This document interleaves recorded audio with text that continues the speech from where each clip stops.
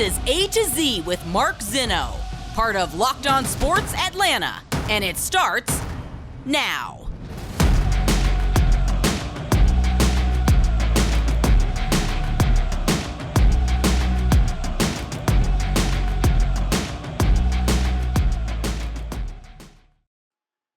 Good afternoon. Welcome to A to Z here on Locked On Sports Atlanta, where today I tell you, don't hit the panic button now. Welcome in. We are live here on this Monday. Great to be with you guys. Hope everybody had a wonderful weekend. Back in the saddle here on A to Z. Give me a follow on Twitter at Mark Zinno. Of course, follow the entire Locked On Sports Atlanta at Locked On ATL, the entire network here. All the great shows that you can listen to each and every day. Aaron Freeman of Locked On Falcons is going to join us here in the final segment of the show this afternoon. And look, we've got a lot to do. And I want to start with the Braves because there seems to be a sense of dread after the last two games against the St. Louis Cardinals. In reality here, the Braves are exactly kind of where they need to be from a standing standpoint. But the last two losses leave a sour taste in folks' mouths. Why? Because Kenley Jansen, who's the closer of the Braves, blew back-to-back, blew a save and then blew a tie game lead last night. The Braves did in the eighth. And so, now you have a situation where they've lost back-to-back games that they probably could have and maybe should have won, and they did not. By the way, Kenley Jansen blew his first save in 2 months on Saturday. So let's not start to act like all of a sudden Kenley is going to be a problem. He's not a problem. He had a blown save. It's going to happen. It happened to Mariano Rivera, for crying out loud. It happens to every closer. You're never going to go through a whole season perfect. There has to be mistakes along the way. So regardless of what you may think of Kenley Jansen, and those folks on the Twitters, you guys are nuts if you ask me. I don't know what you guys are smoking, but the idea that all of a sudden the back end of this bullpen is a problem, I think is silly. It was a tie game last night. By the way, you got two uncommon starts from Jake Odorizzi and Adam Wainwright, both guys who usually get banged around, and both of them survived through 6 innings of scoreless baseball. It was that kind of game, and or 5 innings scoreless baseball, whatever you want to say. It was that kind of game last night on Sunday Night Baseball. The rain, I'm sure, had a lot to do with it, but still, again, this is not a time right now because they lost 2 in a row to a team that they probably should beat on a routine basis, that you hit a panic button about anything with this team right now. They are in very good position. They're 3 games behind the Mets, who, by the way, lost the game to the Rockies, for crying out loud. Max Scherzer pitched a gem, only gave up 1 run. The Mets didn't score any. Guys, that's just baseball. Like, I hate to be so cliche about it, but that's what it is. And you do it 162 times, it's really hard to figure out how every single one of those iterations is going to go. But more often than not, there is a percentage that allows you to play to your strengths. So I don't get too wrapped up in what I saw over the weekend. Again, the Braves welcome the Rockies tomorrow. The Mets start a series with the Dodgers tomorrow. So, this is a spot here where the Braves can make up a game or two. If they can sweep the Rockies, which they should, and that, for me, may be a little bit more reason to get upset. But if they can sweep the Rockies, which they should, and maybe the Dodgers take 2 out of 3, bam, you're a game out of first. I'm not sure what people are looking at. Dodgers have a game tonight against Miami, finishing up their wraparound weekend series. But nonetheless, this is a spot for the Braves that is very good. And this is the best spot they have to really either tie for first place if the Dodgers can sweep the Mets, or they can at least put themselves within 1 game, which makes it very easy for them to overtake the Mets before they get to the series at Truist Park the very last weekend of September. And the calendar's about to turn here. We got about 30 days left in baseball, folks. I mean, it's time for the big boys to show up and start playing. So I don't have any concerns about the bullpen. I don't have any concerns about a lot of things with this team. There is one major concern I have, and I'll tell you that in a second here. But first, a word to our friends at betonline.net, the fastest and easiest way to check in on all your betting needs. Find your favorite sports and events at the #1 online source for odds and games. Guys, football is back. We had a great week 0 in college football. If you follow me on Twitter, you know where I was on all the sides and totals. Find reviews and news of every league, Major League Baseball. You get college, you get NFL, NBA, NHL, combat sports, esports, even golf. And what the hell happened at East Lake yesterday was pretty freaking amazing for Rory McIlroy. Anyway, BetOnline continues to be the top online resource for all your sports wagering information. Live in-game betting, scores, and podcasts, they've got you covered on all of it. Head to BetOnline today or use your mobile device to learn more about the action happening today. BetOnline, where the game starts. All right, you want to talk about concerns. This is a concern that I have for the Braves. And the headline reads very simply. Ronald Acuna says he has pretty intense knee pain the last couple of days. And that was the headline in the AJC in a column by Justin Toscano. Yeah, that's bothersome. That is troublesome. This team needs Acuna. And you may turn around and say, well, Zinno hasn't really been playing all that well this year. By his standards, you're right. He hasn't been playing that well. Well, Zinno, they won a World Series without him last year. Right, they did. Are you going to sit here and try to argue with me that the team is better without him? Because they're not. Period. Because in his back pocket, he's always got a great catch. He's always got a big hit. He's always got an emotional energy play that gets the team going. You just need him. And you need him healthy, which is why they sat him out on Saturday. They sat him out on Sunday. They have an off day today, so he's getting 3 days rest. And the fact that this knee pain is still bothering him is really one of those things that bothers me more in the big picture than it does in the short picture. For a guy you signed to a 10-year deal, the idea of pushing him through this knee pain that could lead to something this offseason, possibly another surgery, derails the long-term future of this player, or could do it. And you're in a real catch-22 because you're trying to win another World Series. And the attitude and the logic shouldn't be, well, we won one last year, so let's just, we'll sit him down. No. You win as many damn World Series as you can, as often as you can, every single year. Forget about last year. Last year means nothing. Play this one like you haven't won a World Series in 26 years. That's the way you should approach this thing. And you need Acuna to do it. But what is the price you're going to pay for doing that? Is it going to cost you something down the road with Acuna and possibly put him under the knife again this offseason? There's no way to know. There's literally no way to know. And that's the challenging part of all this. I mean, to me, for all the effort you put into pitchers and everything else and all the effort you put into making sure that those guys are protected, it's one of the biggest stars in the game and the best player on your roster. Protect him. Forget about guys like Spencer Strider. Who, oh, by the way, can we do this right now? We can do this. Buster only tweeted this out over the weekend. This is complete insanity, these numbers. Spencer Strider in 2022 faced 430 batters. This includes as a reliever and a starter. He's got 158 strikeouts. That's 37%. Guys, do you know how insane it is to strike out 37% of your batters? That's ludicrous. Like, it's not even real.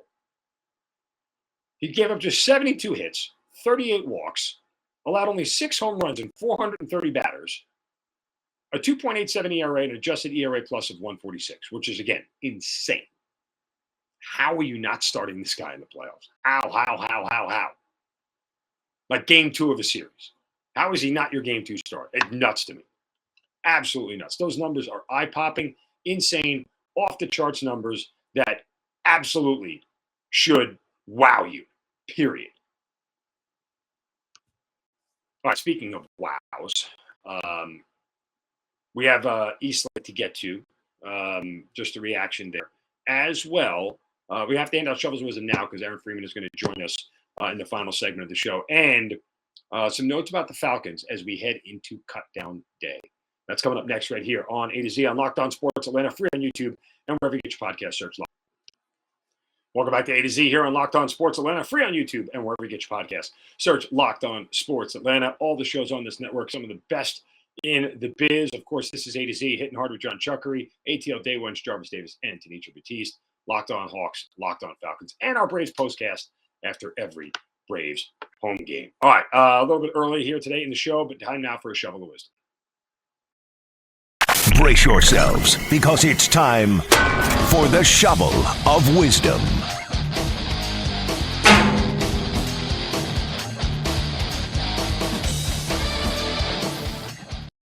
You know how we do it every day. We have to hit somebody right upside the head, set them straight for doing or saying something stupid. You can do so on my Twitter account at Mark Zinno. Use the hashtag shovel of wisdom. And today my shovel goes to parents at my twins' 7th birthday party over the weekend. Okay. And I say parents because I don't exactly know who gave this gift to my children. But my twins turned 7 over the weekend. Had a big party at the house. It was nice. It was a lot of fun, and everybody was there. And it certainly was a great day for the kids. And so that's really, all that matters. But they got a variety of gifts from everybody there. And boy, have gifts changed over the years for kids. I remember when I was a kid, like getting baseball cards were cool. Board games were fun. Maybe like a bike or something. Even a video game, as they were first coming up, when you got like Sega and everything else like that. Sega. Anyway, so things are different now. Some parents decided to give my kids a game called Duty Head. And Duty Head comes with 2 sort of stretchable, fabric helmets that you wear over your head. You pull like a hat. And it goes around your whole head, almost like one of those bald, wigs that would cover your head. And it's got Velcro on it all over the place. And you and the other person put these, obviously the 2 kids, put these little hats on your head. And then they have little brown, circular shaped, cone-like things of duty, like the emoji that you use on your phone or on any, site that has emojis.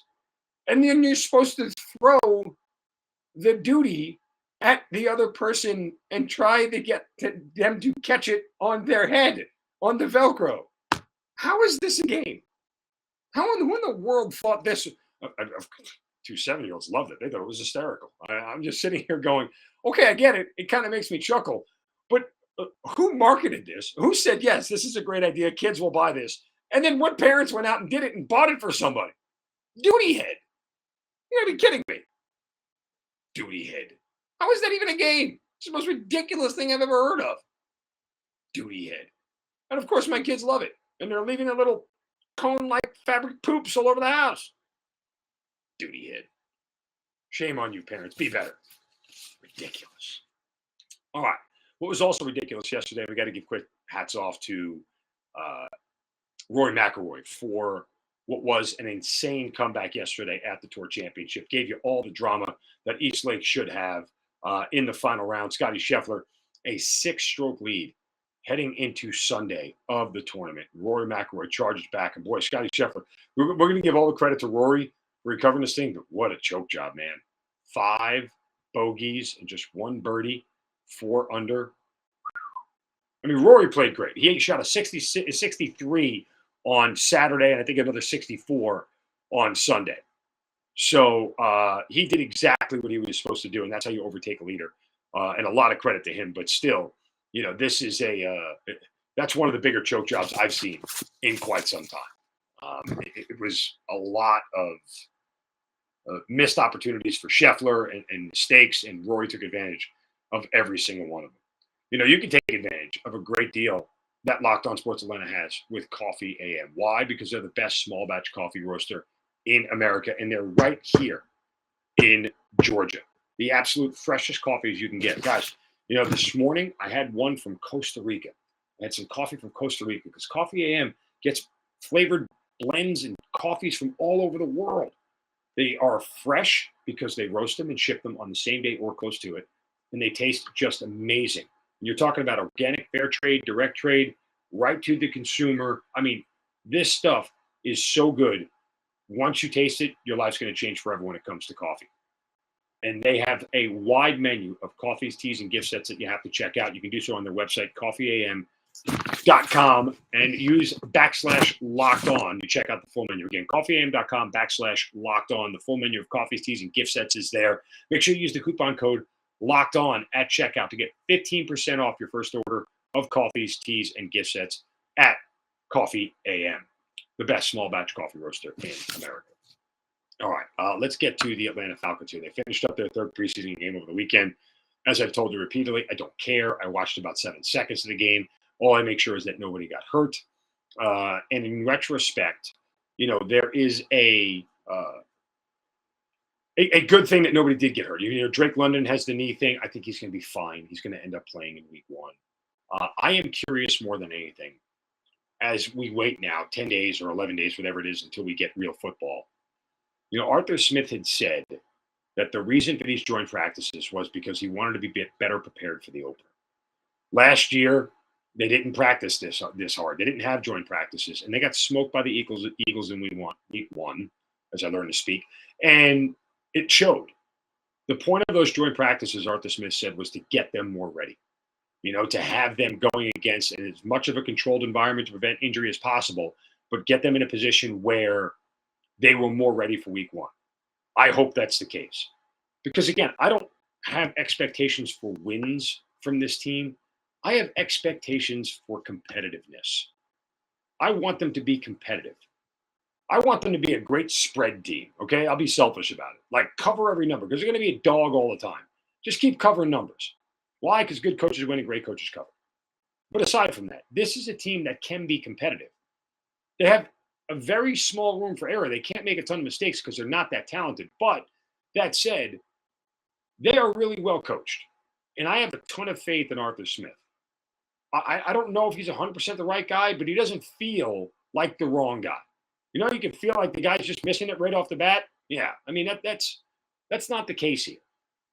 And I think this team will be more competitive than people are going to give it credit for. Now, how many wins does that translate into? I don't know, and I honestly don't care. Because most importantly, this isn't about wins for this team this year. It's not about them making the playoffs. It's about a building block process and where they are. And whatever they decide to do at quarterback, whether it's Marcus Mariota or Desmond Ridder, I don't know that it really matters. I really genuinely don't. I still think Ridder is going to play, a handful of games, 4 or 5 games at some point this year, one way or another, where there's an injury or otherwise. Just a question of when it happens, not if it happens. But at some point in time, they're going to put him in the game for a couple of games this year to see how he reacts. And they want to put another building block down in the foundation of rebuilding this whole thing. But I think the one thing Falcons fans can hang their hats on is that they have a coach who is never not going to be prepared anymore. Learned that lesson the hard way, knows exactly what he needs to do. And again, it's sort of like genetics and DNA. You don't come from the founder of FedEx without having a very well-laid plan. He's not going to get caught off guard often. Got caught off guard once. First-year head coach, happens to the best of them. But it won't happen again. That's the difference between guys who hang around in this league and the ones who don't. The ones who learn from mistakes and the ones who don't. And that's what you have in Arthur Smith. That's what I truly believe you have in Arthur Smith. And this is a good foundational piece in the head coach to help rebuild this thing going forward. More positive than most people about where this team is headed. All right, we'll talk to Aaron Freeman of Locked On Falcons coming up next. And the one player who's going to make the roster but probably shouldn't. That's coming up right here on A to Z on Locked On Sports Atlanta, free on YouTube and wherever you get your podcast. Welcome back into A to Z here on Locked On Sports Atlanta, free on YouTube and wherever you get your podcast. Search Locked On Sports Atlanta. Make sure you guys check out all of the shows across this network, including the one hosted by our next guest, Locked On Falcons. You can hear it right here on Locked On Sports Atlanta. Aaron Freeman joins us here on A to Z. Aaron, good morning. Welcome. Great to be with you as always. Let's get to the business of preseason game number 3 being in the books, and tomorrow being cut down day. They'll have to get down to 80 guys. 53 guys from 80 on the roster. Before we get to cuts, let's go back. I am not a guy who ever says, oh, what did you see in preseason game number 3 that impressed you? You know what I saw? Nobody got hurt. That's all I really care about. But that said, if there was any takeaways for you from preseason game number 3, what are they? I thought the D-line did it better and showed out some of the depth. Guys stepped up. You wanted to see that because that was probably the area of the Falcons roster that was thinnest headed into the season. So that gives them at least some options in terms of keeping some players there instead of having to rely on the waiver wire, which I think myself and others expect them to sort of approach there on the defensive line. You like seeing the running game be effective, even if it was with the third string offensive line. That gives them, I guess, the boost for the development of some of those players. And you like seeing Desmond Ridder, deal with some adversity and bounce back. right?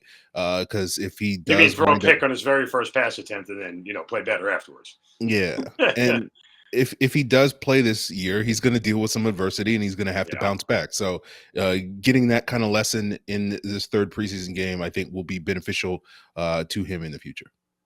All right, let's get back to defense for a second, because what's interesting to me, and I brought this up earlier on in training camp, and it never really came up by anybody else that I really saw asking this question, and it persisted throughout the rest of training camp now that the preseason is done.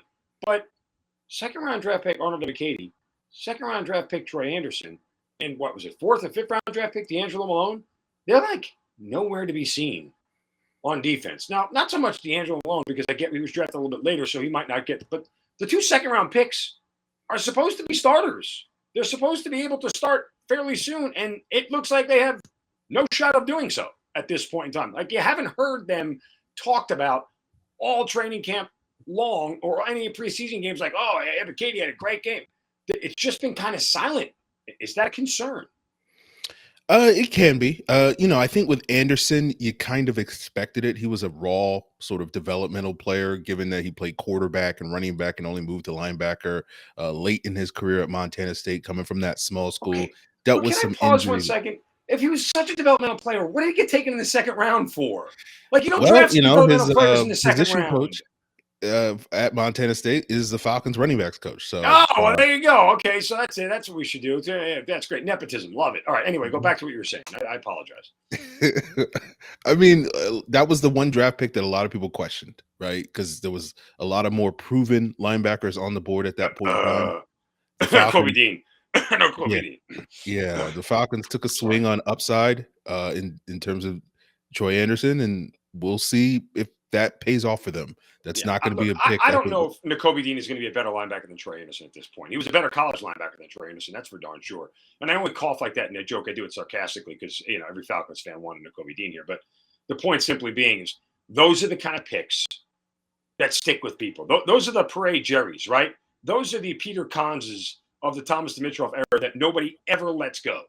And if you swing and miss on this guy, no one's ever going to let Troy Anderson out of their memory as wasting a second-round pick on somebody else when, boom, all these other guys were there who ended up being Pro Bowlers and All-Pros and everything else. Like, I don't know. To me, with hindsight being 2020 and Anderson not, or at least being a developmental project at this point and not being able to impact this team right now, maybe you could argue that, look, it doesn't matter. This year's not going to matter anyway. They're not going to make the playoffs, so let him develop and figure it out. Let's see what he is next year. I guess that's fair. But when you have holes, you don't fill them with developmental players. You fill them with players.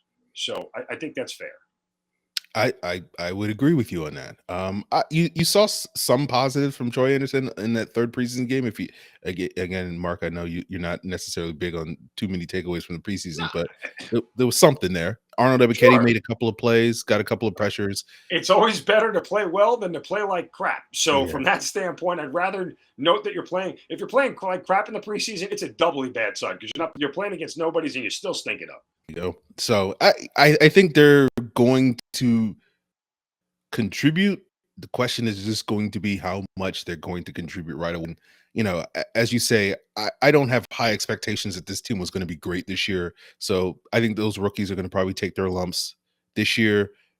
If you see flashes, you'll take that as a plus for the Falcons, given, they're a couple of years away. So I think at this point in time, if you can see some flashes this year from some of those young players, then you can start, convincing yourself that they'll put it all together in year two and make a big jump in 2023.